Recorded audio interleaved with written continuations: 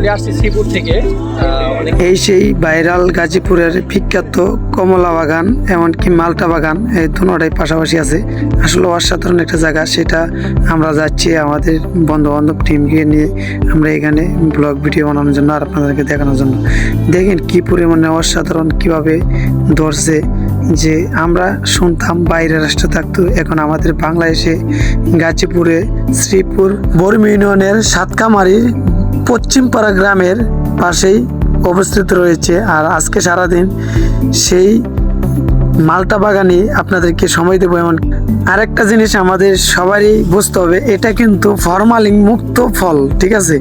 সেটা কিনা আমরা নিজেরাই গাছ থেকে ছিঁড়ে ছিঁড়ে আমরা কিনে তারপরে আমাদের বাসায় নিয়ে যেতেছি, এমনকি গেটের সামনে আমরা ছিঁড়ে ছিঁড়ে খেতে পারবো, ঠিক আছে? আমরা ক্ষতি করব না, এমনকি ছিঁড়া গাছের নিচে রাখবো না। যদি আপনারাও ফলমালিন মুক্ত ফল খেতে চান তাহলে চলে আসেন গাজীপুর শ্রীপুর বরমি ইউনিয়নের সাতকামারি পশ্চিমপাড়া গ্রামে এই মালটা বাগানে এমনকি আপেল বাগানে। দেখেন আসলে অসাধারণ মালটা ধরছে, আপনারা দেখতেই পারতেছেন। তো কিছু ভাইয়াদের গল্প শুনেন। বাংলাদেশে মালটা চাষ হয়, এটা আমাদের অবাস্তব ছিল, এখন আসলে বাস্তবে দেখতে পেরে আমাদের খুব আনন্দ লাগছে।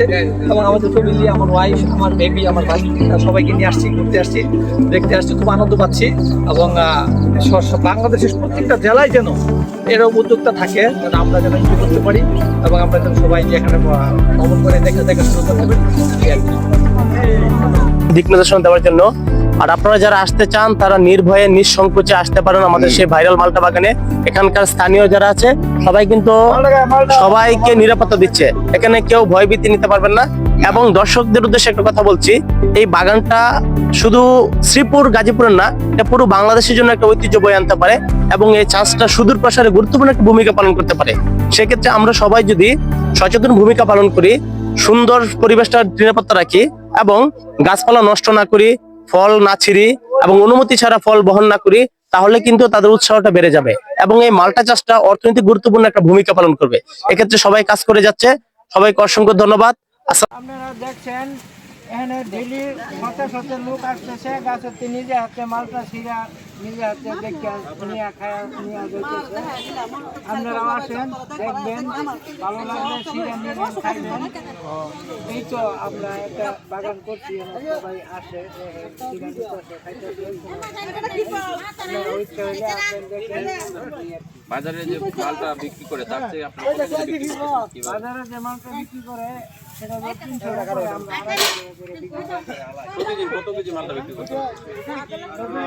হিসাব নাই, তবে অনেক মালটা হাজার লোক আসতেছে। আনুমানিক কত কেজি? 2-4-5 কেজি দিলি আমরা বিক্রি করি। এই পর্যন্ত কত কেজি? আর দাও না একটা আনুমানিক থেকে 1000-12,000 কেজি। এই বাগানটা মানে কত শতাংশ জমি এবং কত